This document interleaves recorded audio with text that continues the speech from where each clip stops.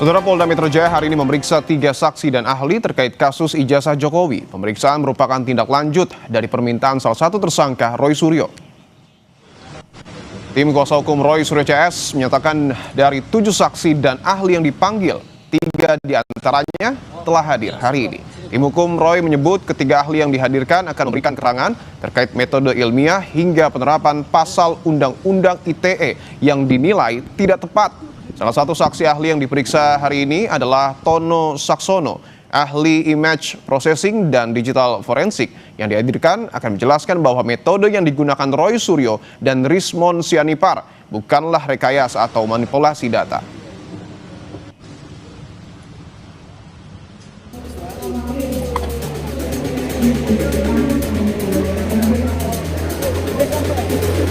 Ya. Yang bagus, Pak Jokowi akhlaknya bagus. Dia terima kita dengan baik, padahal dia merasa yang dipintain. Datanglah di pengadilan dan saya sudah menyiapkan sekitar 1000 pertanyaan untuk Anda. Tersangka dugaan fitnah ijazah Jokowi, Rismon Sianipar, menilai penghentian kasus untuk tersangka Egy Sujana dan Damai Hari Lubis sebagai sikap berhenti berjuang. Meski begitu, Rismon tegaskan dirinya bersama Roy dan Dr. Tifa akan melanjutkan upaya membuka fakta dugaan ijazah palsu Jokowi. Kami menganggap ya mereka sudah selesai sih. Kalau memang nggak kuat, pergi ke pinggir lapangan, biarkan kami yang melanjutkan perjuangan ini. Sebelumnya pada Jumat lalu sebelum berangkat ke Penang, Malaysia, Egy Sujana bersikukuh jika SP3 yang diterimanya bukan karena ia datang dan meminta maaf ke Jokowi. Menurut Egy, Jokowi yang memerintahkan penyidik untuk mengeluarkan SP3 bagi dirinya usai menjelaskan alasan status tersangkanya tidak sesuai prosedur. Egy juga bilang Jokowi memiliki akhlak yang bagus. Saya datang bukan untuk minta maaf. Itu saya sampaikan depan beliau. Kenapa? Karena saya tidak pantas ditersangkakan. Satu, saya advokat. Advokat itu punya undang-undang, namanya Undang-Undang tentang Advokat nomor 18 tahun 2003 pasal 16. Kedua, saya melapor lebih dulu. Tapi kenapa dilapor balik? Itu saya senang dengan kebaikan beliau luar biasa dalam akhlak ya, akhlak. Kalah saya. Nah, lalu yang saya menarik lagi, Bapak Jokowi yang terhormat, dia menyatakan saya harus bagaimana. Nah, disitulah baru ada RJ itu.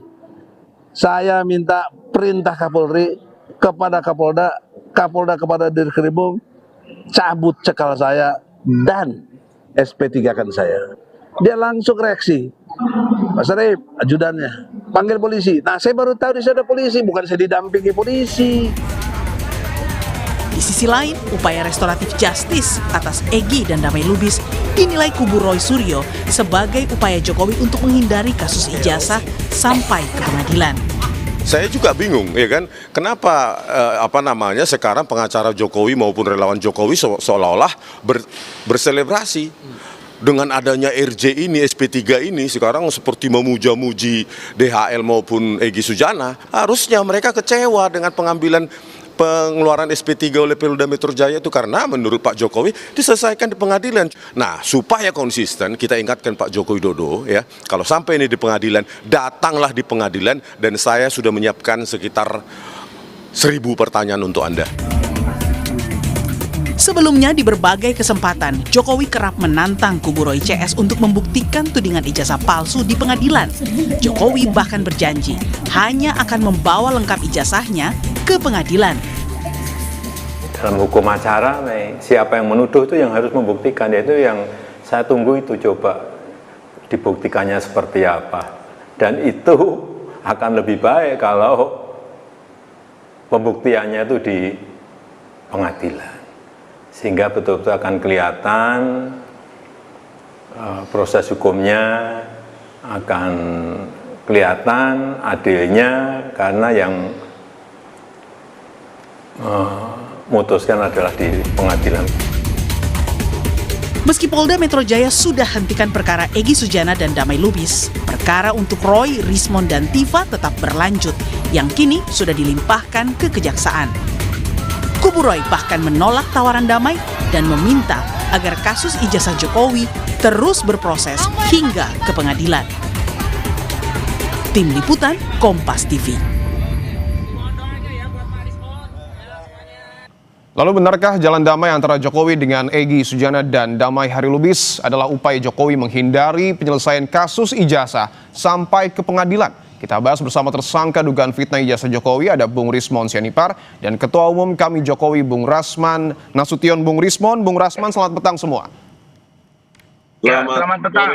Oke. Bang Rasman. Siap. Bung Rismon, saya ingin langsung tanyakan ke Anda. Beberapa kali Anda menyebutkan bahwa SP3 yang diberikan kepada Egy dan Damai merupakan upaya Jokowi untuk menghindari kasus ini sampai ke pengadilan dan juga pembuktian. Sementara di sisi lain, perkara Anda sudah dilimpahkan ke kejaksaan. Tanggapan Anda? Ya, itu kan dari awal bisa kelihatan bahwa RRT ini menjadi sasaran dari Pak Jokowi, ya kan, diskriminasi. Ya, selanjutnya ya inkonsistensi beliau, bagaimana beliau mengatakan ini akan diselesaikan di pengadilan dengan cara bermartabat untuk memulihkan nama baiknya, tetapi justru memberikan SP3. Dan para pengacara Jokowi juga mengatakan bahwa hal itu bukti kenegarawanan Joko Widodo. Kalau memang negarawan, ya seharusnya jangan dilaporkan semua, jangan diskriminasi, harusnya sejak awal tunjukkan saja, karena ijazah itu kan sudah dipakai untuk mendapatkan jabatan bahkan tertinggi di Republik ini, ya. Dan kejadian hari ini kami melawan, dalam arti begini, ya, ada 5 ahli forensik digital yang dipanggil oleh Polda Metro Jaya untuk menuduh kami memanipulasi barang bukti digital. Oleh karena itu sekarang menjadi bagian kami untuk membawa hari ini 3, tetapi yang terkait dengan forensik digital adalah Profesor Tono Saksono tentang ITE, yaitu Profesor Henry Subiakto. Kami juga nanti akan minta Dr. Ridho Rahmadi, ada juga Dr. Ledi dan lainnya gitu. Jadi supaya fair, ya, Polda Metro Jaya juga ya harusnya memberikan kesempatan 5 ahli kami, ahli ITE, para profesor dan doktor, sehingga didengarkan pendapatnya, dan itu dituliskan dalam BAP dan menjadi catatan dan perhatian untuk kejaksaan. Oke. Jadi tidak timpang. Bung Rismon, saya ingin tegaskan sekali lagi, ketika berkas Anda, Bung Roy dan Dr. Tifa sudah dilimpahkan kejaksaan, tidakkah ini mematahkan argumentasi Anda bahwa Jokowi berupaya menghindari pengadilan? Ya bisa jadi itu untuk mengancam kami supaya mengikuti jejak Egy Sujana dan Damai Harilubis kan. Ya anytime kan bisa. Pak Jokowi kan kelihatan ketika statement dari Bang Egy Sujana di rumah Jokowi, meminta Jokowi untuk memanggil, memerintahkan Kapolri, memerintahkan kepada Kapolda di Reskrimum. Di situ kan sudah ada relasi kuasa. Oke. Bahwa Bang Egy Sujana meminta kepada Jokowi, baik. berarti Bang Egy Sujana paham. Oke. Jokowi masih berkuasa atas kepolisian Republik Indonesia. Buktinya langsung dipanggil Kompol Sarip untuk memanggil yang ada di situ. Ternyata yang ada di situ itu Protadi dan Kombes Iman Manubruk yang sudah ada sebelumnya, sebelum kedatangan Bang Egy Sujana, begitu Bang. Baik, kami sudah menangkap poin Anda. Saya ingin ke Bung Rasman. Bung Rasman, apakah betul Pak Jokowi berupaya menghindari pengadilan, terlebih ketika pemberkasan Bung Rismon dan kawan-kawan dilimpahkan, ini merupakan sebuah ancaman? Bisa Kak, kemana juga nggak bisa pokoknya. Enggak lah. Jadi gini, jangan terlalu lebay ya. Jadi orang Pak Rismon, Roy, Tifa itu dibuat klaster 2 itu karena memang dilihat ada pasal-pasal yang memang mereka lakukan. Nah, jadi kalau dikatakan ini upaya menghindari pengadilan, kan kita dari awal bilang bahwa Pak Jokowi itu justru menunggu di pengadilan. Nah, tetapi di perjalanan berjalannya waktu ada beberapa orang, termasuklah Pak Egy Sujana, yang bertemu dengan Pak Jokowi untuk melakukan restoratif justice. Jadi RJ itu, orang banyak nanya, itu apa sih RJ? Restorasi untuk keadilan. Kemudian, apanya pemulihan? Nah, Pak Jokowi tidak penting bahwa harus ada perkataan maaf. Tidak. Datang selesai. Inilah namanya diplomasi tingkat tinggi. Nah, jadi kalau saya, Bung Rismon dan kawan-kawan, kalian itu fokus saja menghadapi peradilan, tidak usah terlalu berpikir akan dipecah belah. Tidak ada yang memecah belah. Saya dulu waktu pertama kali ke Solo juga komunikasi dengan Pak Jokowi. Pak Jokowi itu welcome, wait and see. Termasuk Bung Rismon juga. Oke. Kalau memang mau datang, monggo kita tunggu di sana. Jadi Bung Rasman, kalau saya, Saya ingin coba dalami bahwa tadi Anda menyebutkan terkait dengan restoratif justice, tetapi dalam KUHP disebutkan bahwa restoratif justice ini harus tercapai kesepakatan damai antara pelaku dan korban. Sementara Egy berkali-kali menyebut tidak meminta maaf. Lalu sepakatnya ini di poin mana? Gampang saya mematahkan itu. 13 Januari, Ibu Elida Neti selaku kuasa hukum dari Bapak Abang Egy Sujana mengajukan surat restoratif justice. Clear itu. Jadi kedua belah pihak sudah ada kesepakatan di Solo, ditindaklanjuti dengan surat oleh penyidik mendalami, maka dipanggillah para pelapor yang lain, Lecumanan dan teman-teman.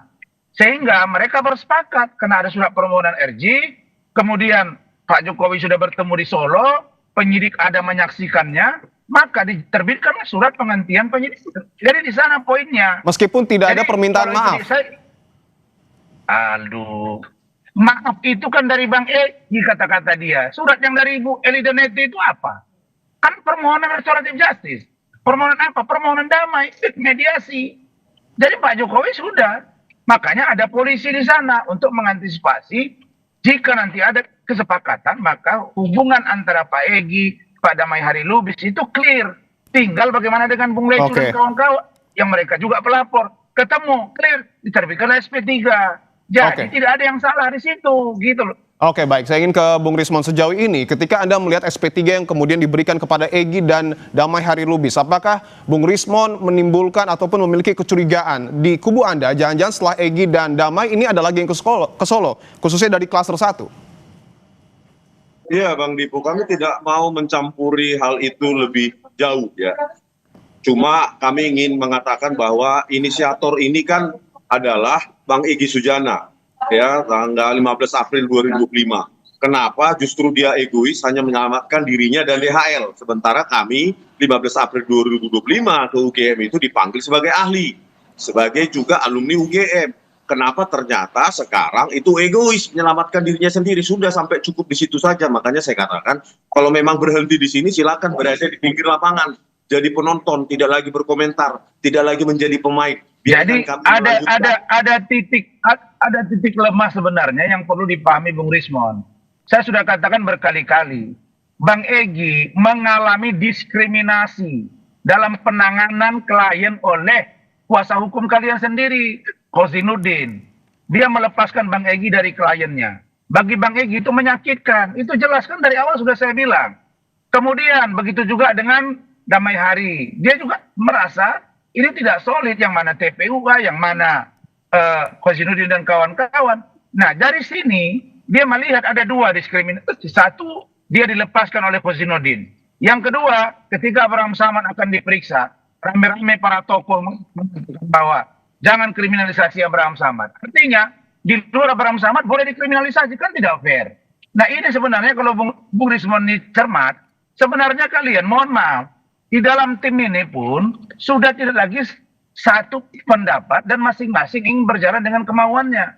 Jadi banyak hal yang membuat kalian itu tidak solid karena memang cara pengelolaan dalam sebuah perjuangan menghadapi seorang mantan presiden 10 tahun itu tidak gampang. Betul Bang Rismon bahwa kubu Anda ini disebut tidak solid oleh Bung Rasman. Oh enggak, ya saya tidak mau mengomentari hal sejauh itu, yang pasti kami solid.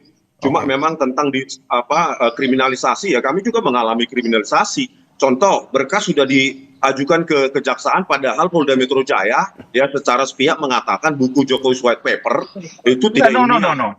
Diskriminasi yang saya sebut itu diskriminasi internal kalian. Iya. Silakan Bung Rismon. Mereka berjanji, pihak Polda Metro Jaya menjanjikan untuk memanggil ahli kami untuk didengarkan sehingga bisa mendapatkan perspektif yang berimbang tentang manipulasi barang bukti digital atau pengeditan. Belum diperiksa ahli kami, yang ahli mereka, ahli dari Polda Metro Jaya 5 orang, kami satu pun tidak diperiksa. Baru hari ini, ya justru secara terburu-buru Polda Metro Jaya sudah mengajukan itu ke kejaksaan. Itulah bentuk relasi kuasa itu.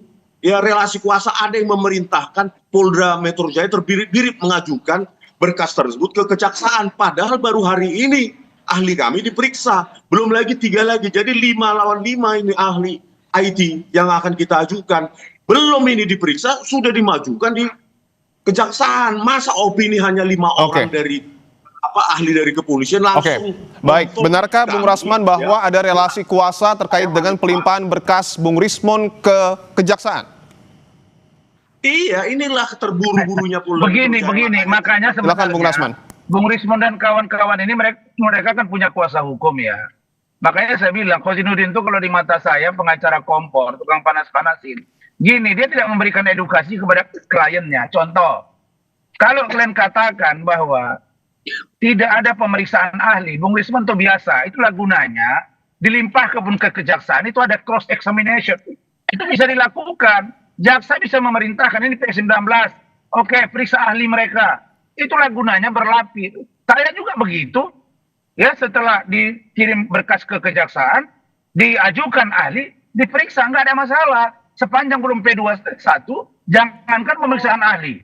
Pemeriksaan untuk kalian datang saja ke Solo, lalu kemudian terjadi restoratif justice, itu dihentikan perkaranya. Selesai. Jadi poinnya di sana gitu loh.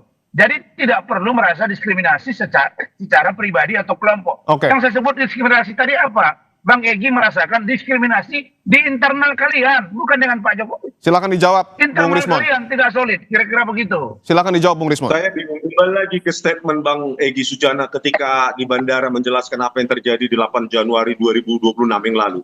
Ya, Bang Egy meminta kepada terlapor ya untuk memerintahkan Kapolri, Kapolda dan Direskrimum dan langsung dipanggil oleh ajudannya Kompol Syarif. Di situ indikasi yang sangat kuat bahwa ini kriminalisasi. Bagaimana mungkin terlapor warga biasa bisa memerintah Kapolri, Kapolda, Direskrimum? Di mana logikanya terlapor memerintah? Berarti ada indikasi bahwa ya penyerahan berkas kami ke kejaksaan juga atas perintah terlapor. Yang sehingga terburu-buru tanpa memeriksa ahli kami, ini pasal 12 tahun loh, 8 tahun. Perintah begini. Pasal 32 dan 35. Tunggu bentar Bang.